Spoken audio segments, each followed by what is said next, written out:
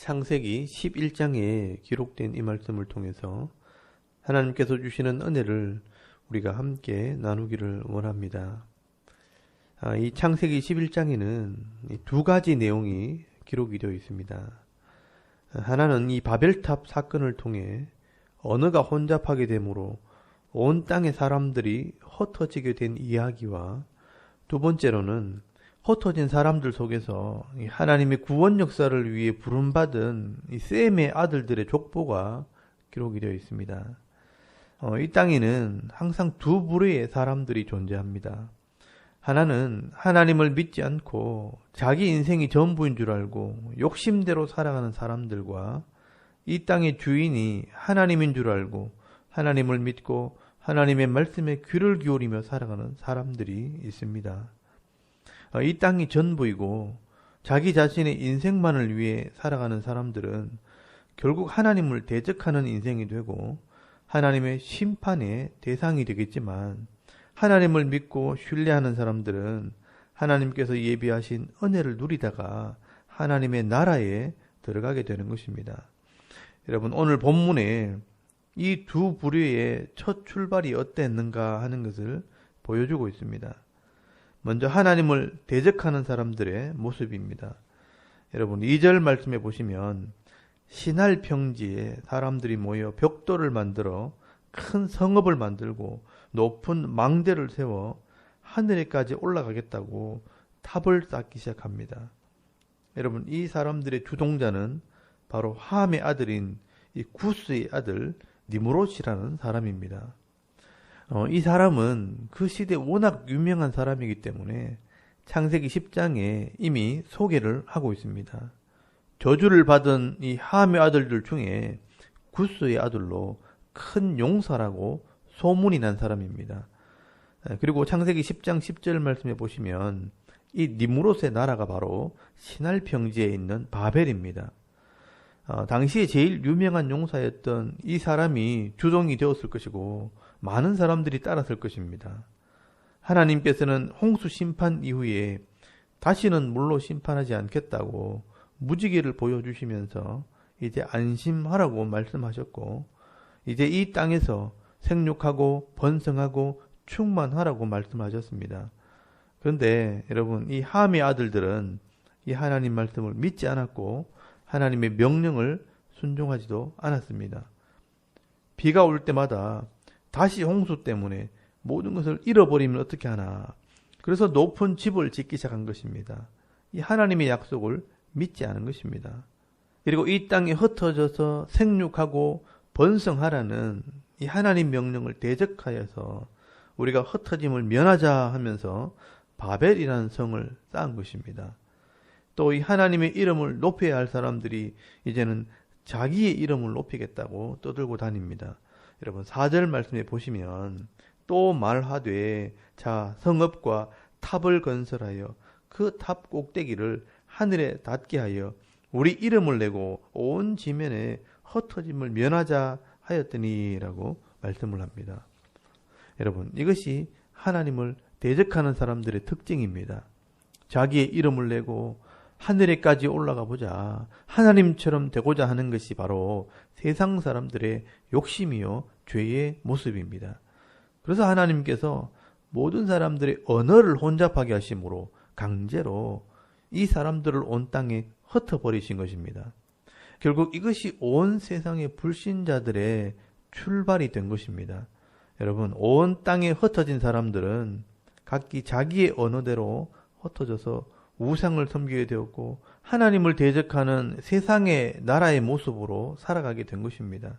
여러분, 9절 말씀에 보시면 그러므로 그 이름을 바벨이라 하니 이는 여호와께서 거기서 온 땅의 언어를 혼잡하게 하셨음이니라.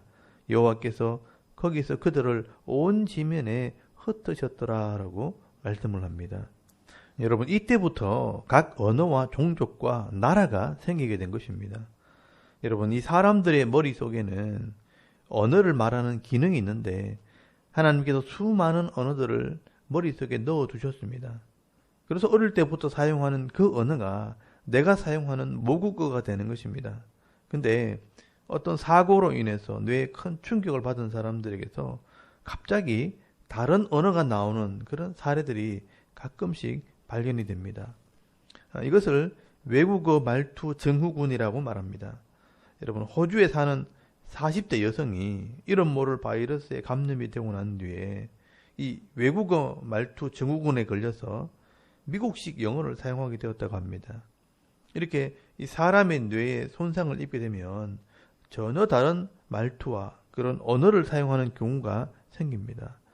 또 미국에 살고 있는 이 38세 신디 로만바라는 사람은요, 자동차 사고로 왼쪽 뇌를 다쳤는데 그 목소리가 나오지 않다가 얼마 후에 소리를 내는데 갑자기 영어가 아닌 전혀 배우지도 않은 독일어와 프랑스어를 말하게 되었다고 합니다.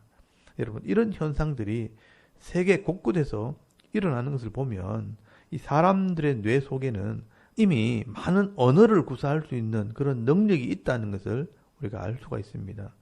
그런데 여러분, 최초의 이 함의 아들들이 언어가 하나일 때 하나님을 대적하는 바람에 이 언어가 혼잡하게 되었고 하나님께서 이 말이 통하는 사람들끼리 흩어지게 만들어 버렸던 것입니다.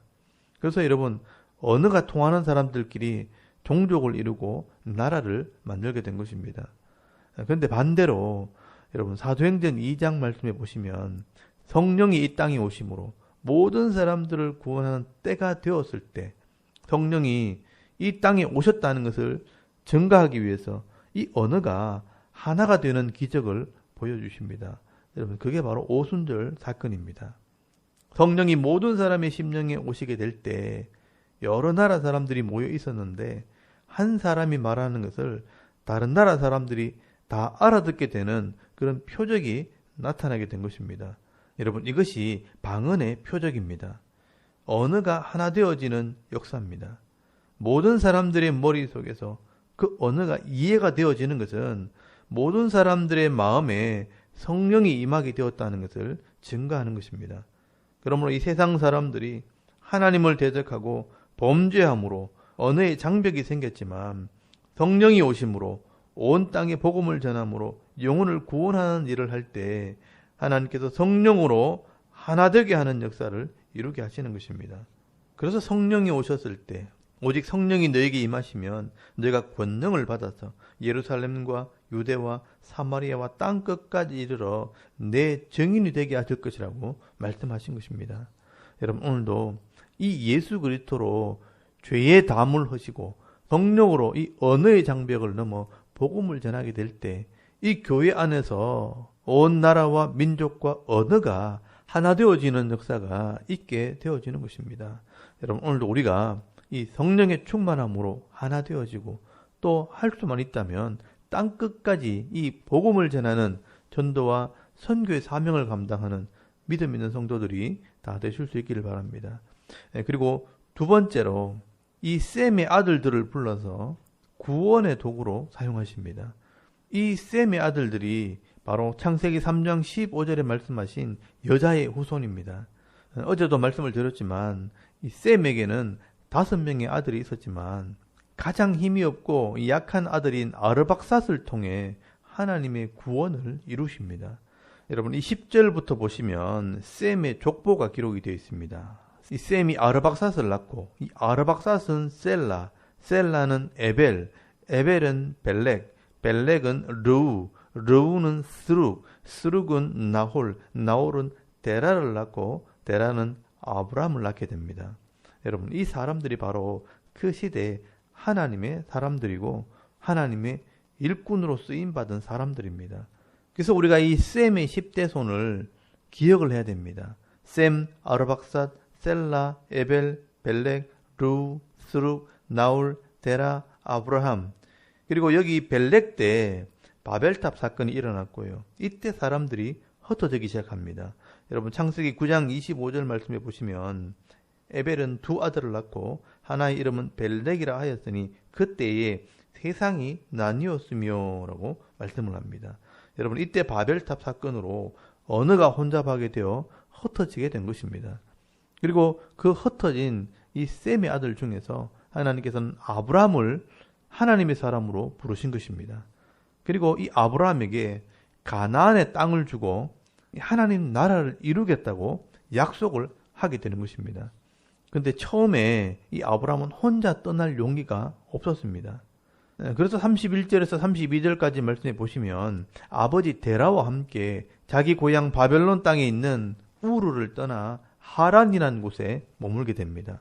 여러분 31절에서 32절까지 말씀을 보시면 데라가 그 아들 아브람과 하란의 아들인 그의 손자 롯과 그의 며느리 아브라함의 아내 사레를 데리고 갈대아인의 우르를 떠나 가나안 땅으로 가고자 하더니 하란에 이르러 거기 거류하였으며 데라는 나이가 205세가 되어 하란에서 죽었더라라고 말씀을 합니다. 여러분 여기 보시면 이 아브라함이 자기 아버지 데라와 또 자기 동생 하란의 아들 롯을 데리고 갈대아 우르를 떠나 가나안 땅으로 가고자 했다라고 말씀을 합니다.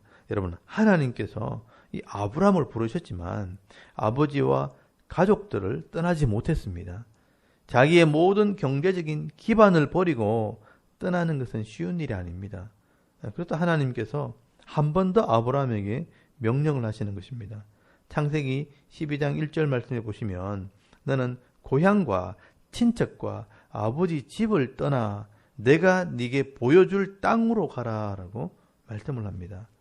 여러분 여기 너는 고향과 친척과 아버지의 집을 떠나서 내가 너에게 줄 땅, 이 가나안 땅으로 가라고 말씀을 하십니다.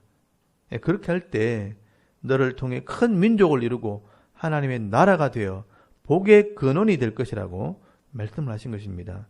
여러분 이것이 하나님의 약속이고 아브라함의 사명이 된 것입니다. 여러분 이 말씀을 순종하고 이 사명을 감당할 때 하나님께서 기업의 복을 주시고 또한 이 사람을 통해 하나님의 나라가 이루어지게 하시는 것입니다. 여러분 이때 아브라함은 결단을 했고 이 하나님 말씀을 따라 고향과 친척들과 아버지까지 떠나서 하나님께서 지시하는 땅으로 출발하게 됩니다. 여러분 이것이 아브라함의 믿음의 첫 출발이었습니다. 그래서 이 아브라함은 믿음의 조상이 된 것입니다. 그래서 하나님께서 이 아브라함의 믿음 위에 방패가 되어주시고 여호와 이레로 앞서 일하시는 은혜와 복을 주시는 것입니다. 여러분 앞으로 이 아브라함의 믿음의 여정을 이제 계속 보게 될 것입니다. 오늘 저와 여러분도 우리 각자에게 주시는 이런 약속의 말씀과 내게 주신 이 사명을 따라 믿음으로 순종할 때 하나님께서 예비하시는 은혜를 누리는 그런 성도들이 다 되실 수 있기를 바랍니다. 여러분 이 창세기 11장에는 이 두 가지 인생을 보여주고 있습니다. 함의 아들들처럼 하나님을 대적하면서 자기 욕심대로 살면서 자기 이름을 내려고 하는 사람, 하나님처럼 되려고 하는 사람이 있고 또 한 부류는 이 셈의 아들들처럼 하나님이 내 인생의 주인이라는 것을 믿음으로 받아들이고 이 하나님을 높이며 하나님의 말씀을 따라 순종하며 살아가는 그런 인생이 있는 것입니다. 여러분 오늘 이 하루도 우리가 어떤 삶을 살 것인가 우리가 결정을 하고 순종을 해야 됩니다. 이 사도 바울은 죄에게 져서 죄의 종이 되면 사망의 열매를 거두고 하나님 말씀에 순종하여 의의 종이 되면 영생을 얻게 될 것이라고 말씀을 합니다. 그래서 죄의 싹은 사망이요 하나님의 열매는 영생이라고 말씀을 합니다. 오늘도 우리가 이 죄악된 세상에 살면서 이 아브라함의 후손으로 온 예수 그리스도를 믿음으로 하나님 나라 백성으로 부름받았다는 것을 기억하시고요. 하나님 말씀에 순종함으로 하나님 말씀에 기록된 복을 받아 누리며 살아가는 저와 여러분의 이런 영적인 삶의 모습이 되실 수 있기를 주의 이름으로 축원합니다. 아멘. 우리 잠깐 기도드리겠습니다. 오늘도 하나님 말씀에 귀를 기울이고 이 아브라함처럼 순종하는 성도가 되게 하옵소서. 또 대한민국과 우리가 섬기는 교회를 위해 여러분 기도하시고 또 여러분의 가정과 오늘 내가 해야 할 일들을 위해 기도하시고 오늘 하루 삶을 또 시작할 수 있기를 바랍니다. 다 같이 우리 하나님께 한번 기도드리겠습니다. 살아계신 하나님 은혜를 감사합니다. 오늘도 이 아침에 하나님을 예배하게 하시고